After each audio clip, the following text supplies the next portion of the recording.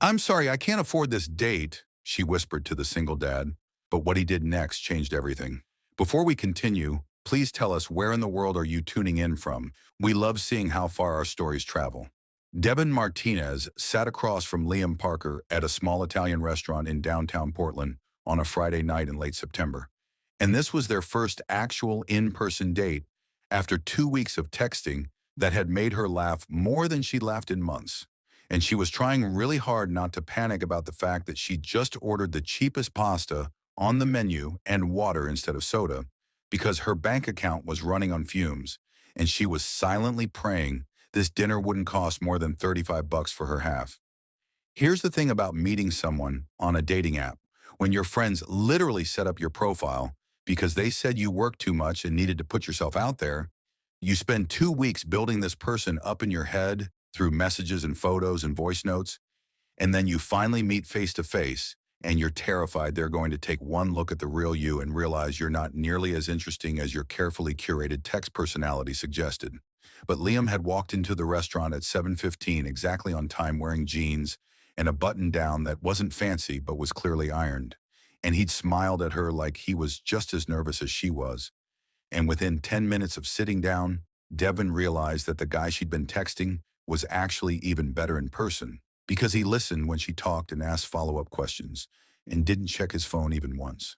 They talked about everything. Devin told him about working the counter at Flower and Fire Bakery for the past 5 years and how she could decorate a cake blindfolded at this point. And Liam told her about his small startup developing educational apps for kids and how he was basically running on coffee and hope most days trying to make it work while raising his 6-year-old twin daughters, Ava and Mia, by himself. So you're telling me you write code and do bedtime stories and remember to pack lunches that aren't just Pop-Tarts? Devin said it with a smile, and Liam laughed. I'm telling you that I try to do all that and I fail at least 40% of the time. Last week I sent them to school with lunches and forgot to actually put food in the lunch boxes. Just sent them with empty containers like some kind of cruel experiment. They were both cracking up, and the conversation just flowed easy, like they'd known each other way longer than 2 weeks of app messages. And Devin was thinking, okay, maybe my friends were right. Maybe I did need to put myself out there, because this feels really, really good. And then the waiter brought the check, and Devin's entire world tilted sideways. The total was $68, which meant her half was 34, and Devin pulled out her debit card trying to look casual while her brain was doing frantic math about her bank account balance. She'd had about $90 in there this morning, but her rent had auto-paid today, and her younger brother had texted yesterday with an emergency about needing money for textbooks, and she'd sent him 40 through Venmo without checking her balance first, because that's what you do when family needs help. She handed her card to the waiter with a smile that felt plastic on her face, and when he came back 2 minutes later and said quietly, "Ma'am, your card was declined. Do you have another form of payment?" Devin felt her face go so hot she thought she might actually catch fire right there at the table. "Oh, let me try again. Sometimes it does that." And her voice came out shaky, and she was lying because her card never just randomly declined. It declined because there was no money in the account. And she tried again, knowing it wouldn't work, but needing to do something. And the waiter's face got sympathetic in that horrible way that made everything worse. "Still not going through. Do you have cash or another card?" Devin grabbed her wallet and counted out $12 in crumpled bills, all the cash she had to her name until next Friday's paycheck, and she felt tears starting in her eyes, because this was literally her nightmare scenario playing out in real time on a first date with a guy she actually really liked. Liam was watching this happen, and Devin couldn't even look at him. She leaned across the table and whispered so quietly she wasn't sure he'd even hear her. "I'm so sorry. I can't afford this date. My card got declined, and I only have $12 cash. I thought I had enough, but my rent went through today, and I didn't check, and I'm so embarrassed I could just die right here." And she was full on crying now, tears running down her face in the middle of this restaurant. And she wanted the floor to open up and swallow her whole, because nothing says great first impression like sobbing over a declined debit card. Liam didn't say anything for a second, and Devin was sure he was calculating the fastest way to get away from this disaster of a human being. But then he reached across the table and put his hand over hers and said in this really gentle voice, "Hey, look at me for a second." Devin looked up, expecting to see pity or judgment or disgust. But Liam's face was just kind, and he squeezed her hand and said, "This happens to literally everyone. It's not a big deal. Let me get this one, okay?" And he pulled out his own card and handed it to the waiter before Devin could even protest. "Liam, no you can't. We were supposed to split it. This is so humiliating." And her voice was still shaking, but Liam shook his head. "You want to hear something that'll make you feel better about this? Last month, my startup's payroll system glitched, and everyone's checks bounced, including mine, and I had to call my mom and borrow $300 so I could buy groceries for my kids. I'm 36 years old, and I had to ask my mother for grocery money, so trust me, I understand how this feels." They left the restaurant after Liam paid, and Devin was still mortified but also confused because he wasn't running away. He was suggesting they walk to the bench outside instead of ending the night, and they sat down on this wooden bench under a streetlight. And Devin said, "I need you to know I'm not usually this much of a mess. I work full-time, and I budget, and I try really hard, but my little brother's in college, and my parents can't help him. So I do, and sometimes the math just doesn't work out, and I end up short." Liam turned to face her on the bench. "Devin, I'm going to be real honest with you because we just went through something really vulnerable in there. And I think we're past the point of pretending we have our lives all figured out. My startup is barely profitable. I'm still paying off medical bills from when my wife Rachel was sick 2 years ago before she passed. I drive a car that's held together with duct tape and prayer. And last week I had to choose between fixing my laptop or buying the twins new shoes, and I chose the laptop because I need it for work and felt like garbage about it." Devin stared at him because she just assumed that a guy who owned his own company, even a small one, would have his financial life together. And here he was telling her he was basically in the same boat she was, just trying to keep his head above water and doing his best with what he had. "So you're not secretly judging me for being broke?" Devin asked, and Liam laughed. "I'm secretly relieved that you're broke too because it means you get it. You understand what it's like to work your butt off and still come up short sometimes. And honestly, that's more attractive to me than any perfectly curated dating profile could ever be." They sat there on that bench talking for another hour about real stuff, about student loans and credit card debt, and the cost of childcare, and how expensive just existing seemed to be. And somewhere in that conversation, Devin realized she'd never felt more seen by another person in her entire life. Around 9:30, Liam said, "Can we do this again? But next time, let's do something free, like a picnic in the park. I'll bring sandwiches, nothing fancy, just like PB and J level stuff." And Devin smiled for the first time since the card declined. "I can bring bakery leftovers from work. We get to take home whatever doesn't sell. I'll bring the dessert and we can trade." Liam's whole face lit up. "That sounds perfect.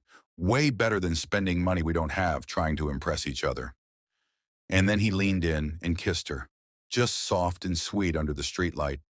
And Devin kissed him back, thinking that she'd just had the most embarrassing moment of her dating life, and somehow it had turned into the most honest conversation she'd ever had. And maybe that was worth way more than being able to afford an expensive dinner. They stood up to leave, and Liam said, "For what it's worth, the fact that you're helping your brother through school when you're barely making it yourself says everything about who you are. And Devin, that's someone really special." And Devin felt tears again, but good ones this time. "For what it's worth, the fact that you're raising twin girls alone and building a business and still making time to go on awkward first dates with broke bakery workers says everything about you too." They walked to their cars parked on opposite sides of the street, and before Devin got in, Liam called out, "Hey Devin, next Friday, Laurelhurst Park, noon, bring whatever cookies didn't sell. I'll bring sandwiches that are probably mediocre." And Devin yelled back, "It's a date.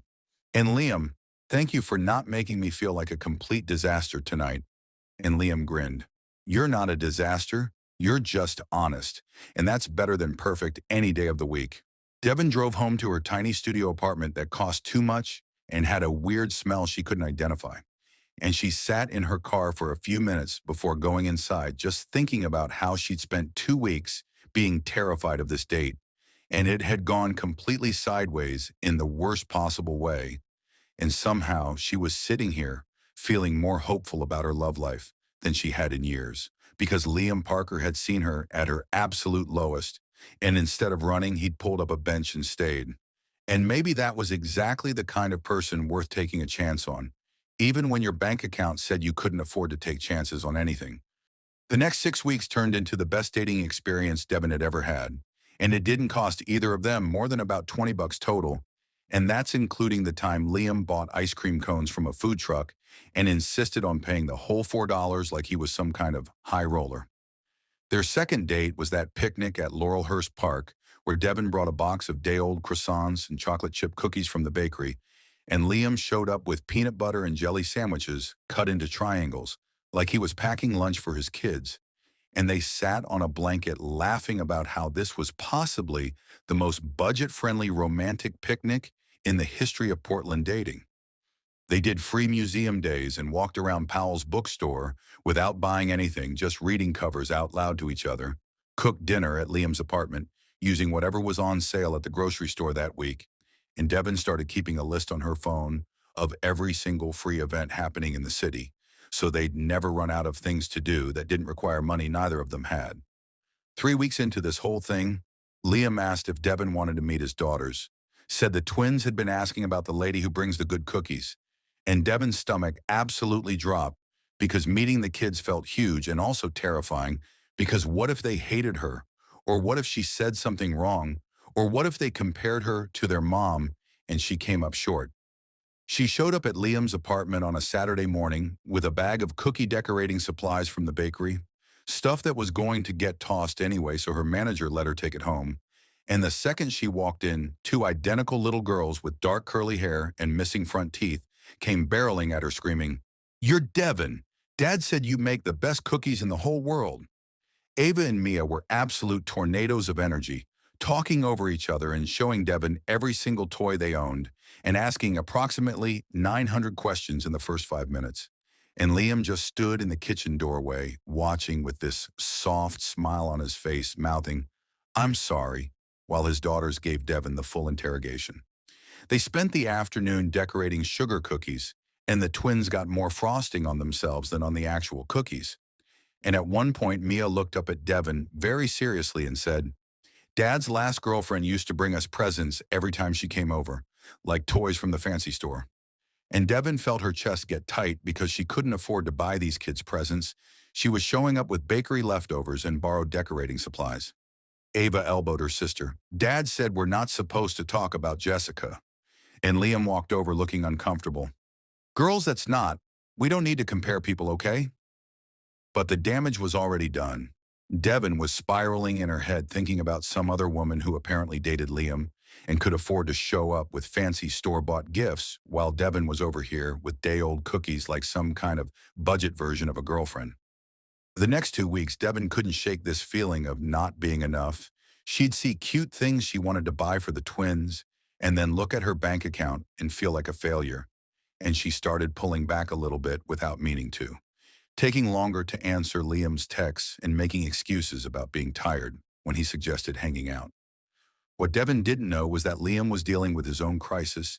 His startup had just lost their biggest client, the company that was responsible for about 60% of his revenue, and he was looking at possibly having to shut down the whole business and go get a regular job with a steady paycheck. And the idea of failing at the thing he'd poured 3 years of his life into was absolutely crushing him. He didn't tell Devin because he didn't want to dump more stress on her when she was already struggling, and also because some stupid part of his brain thought she'd leave if she realized he might not even have a business in a few months. So instead, he just started canceling their free dates, claiming he had too much work. Stayed up until 2 in the morning every night trying to find new clients and figure out how to save his company. By mid-November, they'd barely seen each other in 2 weeks, and Ava asked at breakfast, "Dad, how come Devin doesn't come over anymore? Did we do something wrong?" And Liam felt like the worst father on the planet. "No, baby, you didn't do anything wrong. I've just been really busy with work." But Mia wasn't buying it. "You're always busy with work, but Devin used to come over anyway. Did you guys break up?" Liam didn't have a good answer because he wasn't even sure what was happening. They hadn't officially broken up, but they also weren't really together if they never saw each other. And he realized he was doing the exact same thing he'd promised not to do. He was hiding his struggles instead of being honest about them. Devon was having the same realization in her tiny studio apartment, staring at her phone and trying to decide if she should just ask Liam straight out if he was done with her, or if she should keep pretending everything was fine. And finally, she decided she was too old and too tired to play games. If he wanted out, he could just say it to her face. She showed up at Liam's apartment on a Tuesday night unannounced, and when he opened the door looking exhausted and confused, she didn't even let him say hello before she started talking. Look, if you're done with me, just say it, okay?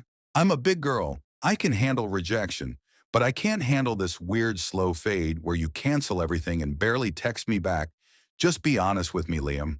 And her voice cracked on his name because she was angrier than she wanted to be and also sad and confused. Liam stood there in his doorway, looking like he'd been hit with a brick. What are you talking about? I'm not trying to fade on you. And Devon laughed, but it wasn't a happy sound. Really? Because we haven't had an actual conversation in 2 weeks? You've canceled our last 4 plans, and I'm standing here feeling like I'm bothering you just by existing. Liam ran his hands through his hair and looked like he was going to be sick. Devon, God, this is not how I wanted to tell you this. My startup is failing. I lost my biggest client 3 weeks ago, and I don't know if I can keep the business running.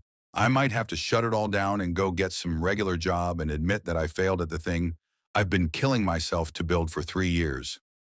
Devon's anger evaporated instantly and turned into something that felt a lot like hurt. Why didn't you tell me? Did you think I couldn't handle knowing you were struggling? And Liam looked at the floor. I thought you deserved someone who had their life together.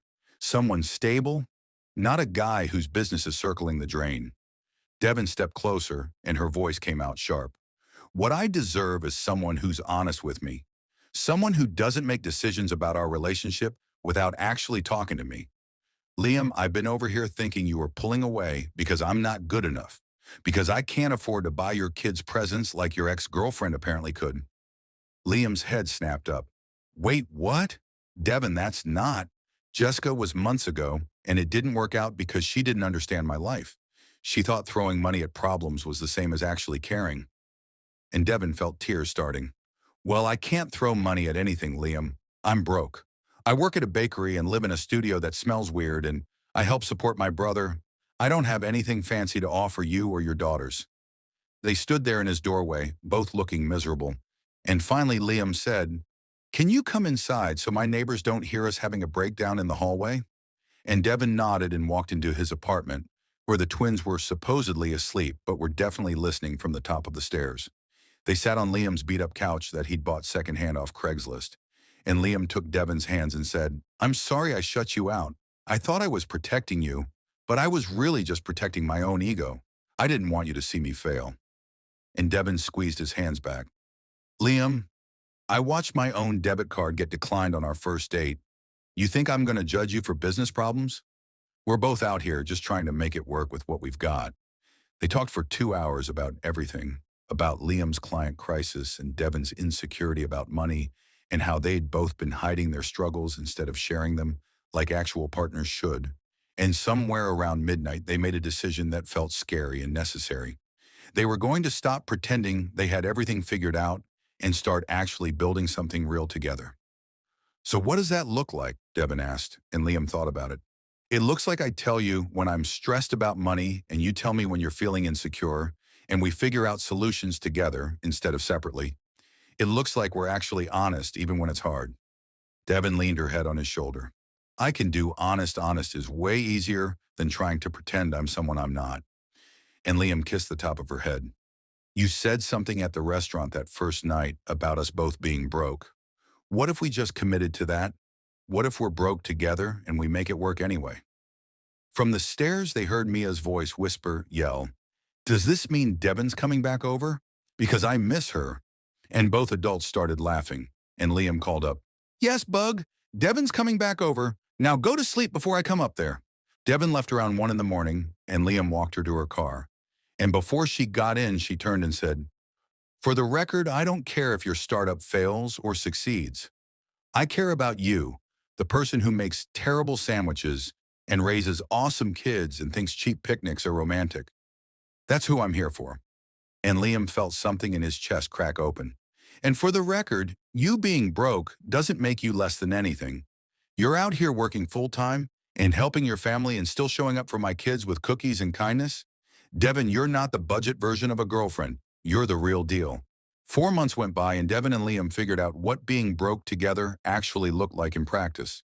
And it turned out it looked a lot like sharing a single Netflix account and meal planning together on Sundays to stretch their grocery budgets and teaching Ava and Mia about saving money in mason jars they decorated with stickers. Devin basically lived at Liam's apartment at this point, even though she still paid rent on her studio because breaking a lease cost money neither of them had. And she'd wake up at 5 in the morning to get to her bakery shift while Liam got the twins ready for school. And they had this rhythm going that felt less like dating and more like actually building a life together, one really small, budget-friendly decision at a time. They had a shared spreadsheet where they tracked every dollar, not because either of them was controlling, but because they'd both learned the hard way that ignoring money problems didn't make them disappear. And there was something weirdly intimate about sitting on the couch with your partner, going through bank statements and figuring out where you could cut $5 here or $10 there. Mid-March, Liam got a phone call that made him literally jump off the couch and scare the crap out of everyone in the apartment. He'd landed a new client for his startup, not huge but steady, a school district that wanted to use his educational app for their special needs program, and it was a 2-year contract that would actually let him pay himself a real salary instead of just scraping by. He was practically crying while he told Devin, "It's not going to make us rich. We're still going to be budgeting and clipping coupons and doing free date nights, but I don't have to shut down the business. I can actually keep doing this."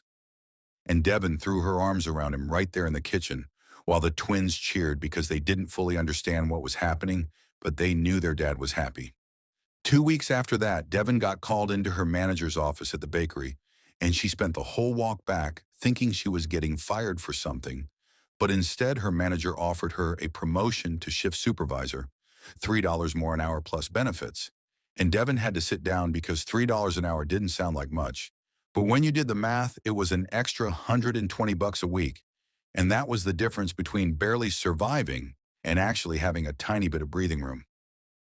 They celebrated both wins with a fancy dinner at home, which meant Liam cooked pasta that wasn't instant ramen, and Devin brought home a cake from the bakery that had a tiny spelling mistake so they couldn't sell it. And the twins got to stay up an extra hour, and nobody spent more than $15 total. But it felt like the most extravagant celebration either of them had ever had. That night after the girls went to bed, Liam pulled Devin onto the couch and said, "I want to ask you something, and I need you to be completely honest with me."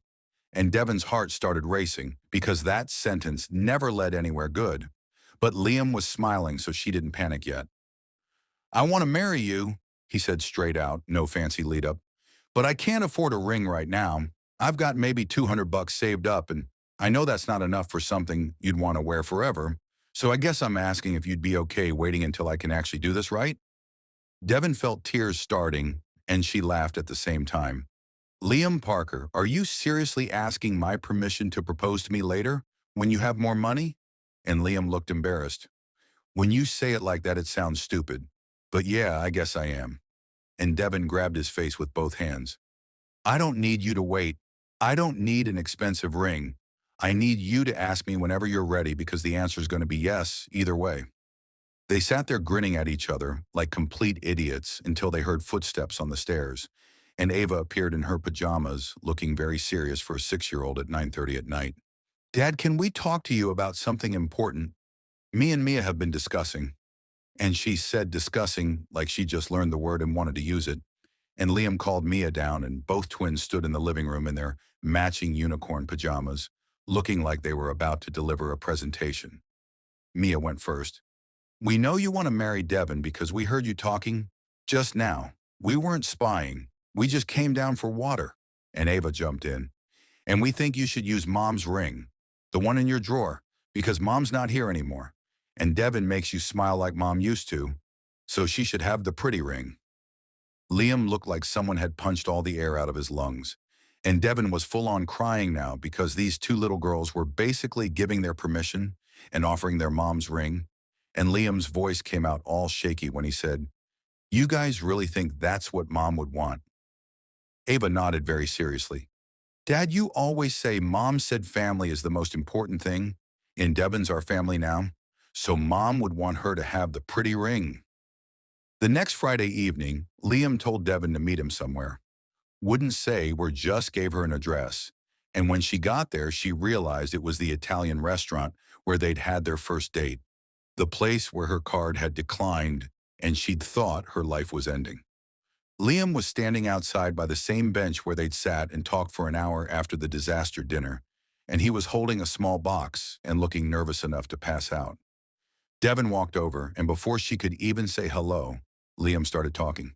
"So I was going to plan this whole elaborate thing, and then I realized that's not us. We're not elaborate. We're sitting on benches outside restaurants and being honest about struggling. So I figured I'd bring you back to where it all started, the place where you told me you couldn't afford dinner, and I realized I just met the most real person I'd ever known." He got down on one knee right there on the sidewalk, and people walking by stopped to watch. And Liam opened the box to show a simple silver ring with a small diamond that caught the streetlight. "This was Rachel's ring, and Ava and Mia asked me to give it to you because they said their mom would want you to have it. And Devin, I know we're both still broke and still figuring things out, and probably will be for a while. But I can't afford to wait anymore to ask you this. Will you marry me? Will you keep being broke with me and building this life with me and helping me raise these two crazy girls who already love you?" Devin was sobbing so hard she could barely see the ring. "Yes, oh my God, yes, 1,000 times. Yes, I don't care about being broke as long as I'm broke with you." And Liam stood up and slid the ring on her finger, and it fit perfectly. And everyone on the sidewalk started clapping and cheering. And Devin kissed him, thinking about how far they'd come from that first awful, embarrassing date to this moment right here. They got married 4 months later in July at the courthouse on a Tuesday afternoon because it was cheaper than a weekend, and Devin wore a white dress she found at a thrift store for $30. And Liam wore the same button-down shirt he'd worn on their first date because Devin said it was lucky. Ava and Mia were flower girls in matching purple dresses that Devin's mom had made, and the whole ceremony took maybe 10 minutes. And when the judge said, "You may kiss your bride," Liam dipped Devin like they were in some old movie, and the twins screamed, "Gross, but also yay!" The reception was a potluck in Laurelhurst Park, the same park where they'd had their second date. And Devin's bakery co-workers brought a beautiful 3-tier cake they'd made as a wedding gift. And Liam's app developer friends brought enough food to feed everyone twice. And his mom kept crying happy tears and saying, "I knew you two were perfect for each other," the first time Liam mentioned the girl whose card declined. They were standing by the cake table watching Ava and Mia run around with the other kids. And Mia came running up sweaty and grass-stained and asked completely out of nowhere, "Mom, Devin, are we rich now that you and Dad got married? My friend says when people get married, they get rich." And Devin knelt down to her level. "No, sweetie, we're definitely not rich. We're still going to budget and save and be careful with money." And Mia's face fell a little bit until Liam added, "But we're rich in the ways that actually matter, Bug. We've got each other, and that's worth more than any amount of money in the bank." Ava ran over and joined the hug. "Plus, we have cake, and cake makes everyone rich." And all four of them cracked up laughing, and Devin looked up at Liam over their daughters' heads and mouthed, "I love you." And he mouthed back, "I love you more." And Ava said without looking up, "I love you most, so I win again." Later that night, after all the guests had left and they'd cleaned up the park and taken the twins back to Liam's apartment, which was now officially Devin's apartment too, they stood in the kitchen doing dishes together, still in their wedding clothes, and Devin said, "You know what's funny? Less than a year ago, I thought being broke meant I had nothing to offer anyone. And now here I am, married to the guy who saw me at my lowest and stuck around anyway." Liam dried a plate and put it away. "Less than a year ago, I thought being broke meant I had nothing to offer anyone. Turns out being broke just meant I had to offer the real stuff, the honest stuff. And that's what you wanted all along." And Devin leaned against him. "Best declined debit card of my life." Sometimes the most embarrassing moments lead to the most beautiful lives. Devin thought she'd ruined everything when she whispered those words across a dinner table. "I can't afford this date." But what she'd actually done was found someone who understood that wealth isn't measured in bank accounts. It's measured in honesty and partnership and building something real together, even when the budget says you can't afford to build anything at all. They were both still broke by most people's standards, still clipping coupons and doing free activities and checking their bank balances before every purchase. But they were doing it together, and they were teaching Ava and Mia that having enough is different from having everything. And that love doesn't cost a thing, but it's worth absolutely everything. If this story reminded you that being honest about your struggles is braver than pretending you're perfect, that the right person won't run when they see the real you, and that sometimes the best relationships are built on shared struggles instead of shared wealth, hit that subscribe button and share this with someone who needs to hear that you don't have to have it all figured out to deserve love. Thanks for being here with us. And remember, being broke together beats being fake and comfortable any day of the week.